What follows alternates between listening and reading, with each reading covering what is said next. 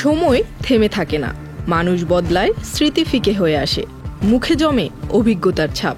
তবুও কিছু মানুষ থাকেন যাদের মাঝে সময় যেন থমকে দাঁড়ায়, ঠিক যেমন পূর্ণিমা। দিলারা হানিফ পূর্ণিমা ঢাকায় চলচ্চিত্রের এক মোহময় নাম।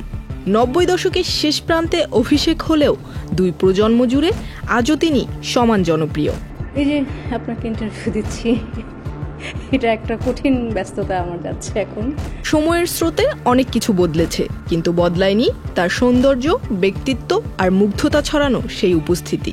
রূপালী পর্দায় যাত্রা শুরু প্রায় ২.৫ দশক আগে, অথচ কে বলবে আজও সেই চিরচেনা মিষ্টি হাসি, গভীর চাহনি আর প্রাণময় উপস্থিতি একেবারেই যেন সময়কে থামিয়ে রেখেছে। সম্প্রতি নিজের ফেসবুক পেজে হালকা নীল সালোয়ার কামিজ আর সাদা ওড়নায় কিছু ছবি শেয়ার করেন পূর্ণিমা। সাধারণ সাজেও যেন চমকে দেন সবাইকে। ছবিগুলো মুহূর্তেই ভাইরাল হয়ে যায়, নেটিজেনরা ভরিয়ে দেন ভালোবাসায়। অনেকেই লিখছেন, ছোটবেলা থেকে দেখে আসছি, এখনও একেবারে একই রকম লাগছে। অনেকে আবার লিখছেন, পূর্ণিমার জন্য বয়স কেবলই একটা সংখ্যা, তিনি শুধু একজন নায়িকা নন, তিনি এক অনুভব, এক অনুপ্রেরণা।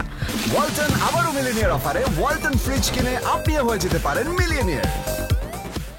তার মতো বিতর্কহীন এবং গোছানো জীবনযাপন করা শিল্পী খুব কমই আছে আমাদের মিডিয়ায়। ২০০৩ সালে মনের মাঝে তুমি আর ২০০৬ সালে হৃদয়ের কথা, এই দুটি ছবি তার ক্যারিয়ারে মোড় ঘোরানো মুহূর্ত এনে দেয়। এরপর আর ফিরে তাকাতে হয়নি।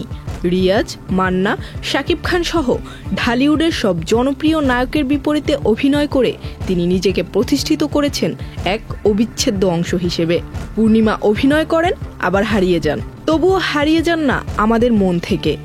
কারণ কিছু মানুষ থাকেন যারা শুধু পর্দায় নয়, ভক্তদের হৃদয়ে চিরকাল বেঁচে থাকেন। Zerin Sumi, channel I.